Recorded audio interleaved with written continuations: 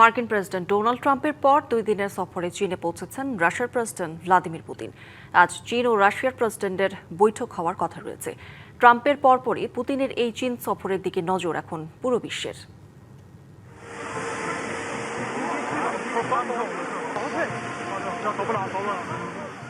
লাল গালিচায় উষ্ণ অভ্যর্থনা। বেইজিংয়ে Xi Jinping ও Vladimir পুতিনের এই করমর্দন নিছকই কোনো আনুষ্ঠানিকতা নয়, এটি এমন এক সময় ঘটেছে যখন মাত্র কদিন আগেই চীনের মাটি ছেড়েছেন মার্কিন প্রেসিডেন্ট ডোনাল্ড ট্রাম্প।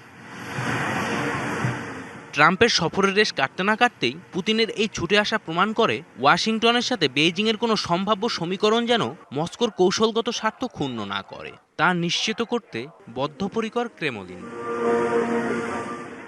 পর্দার পেছনের হিসাব নিকাশটা আরও গভীর। পশ্চিমা নিষেধাজ্ঞায় ধুঁকতে থাকা রাশিয়ার অর্থনীতিতে সবচেয়ে বড় লাইফলাইন এখন বেইজিং। মার্কিন ডলারের আধিপত্য ভাঙতে নিজস্ব মুদ্রায় লেনদেন থেকে শুরু করে মধ্যপ্রাচ্য, বিশেষ করে ইরান ইস্যুতে মার্কিন প্রভাব খর্ব করতে একাট্টা এই দুই পরাশক্তি।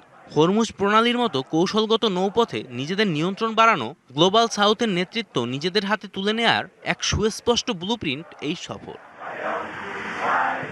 ঈদ আসবে, সাথে ক্যাশব্যাকও আসবে। নিজের বা প্রিয়জনের জন্য কেনাকাটায় এবারও নগদ পেমেন্টে পাচ্ছেন দারুণ ক্যাশব্যাক। তাই যাই কিনুন, পেমেন্ট করুন নগদে। শুধু জ্বালানি বা সমরাস্ত্রই নয়, সেমিকন্ডাক্টর, কৃত্রিম বুদ্ধিমত্তা কিংবা মহাকাশ গবেষণা সবখানেই পশ্চিমাদের টেক্কা দিতে নিজস্ব ইকোসিস্টেম গড়ে তুলেছে তারা। ইউরোপকে মার্কিন বলয় থেকে বের করে আনার সূক্ষ্ম কূটনৈতিক চালও রয়েছে বেইজিংয়ের।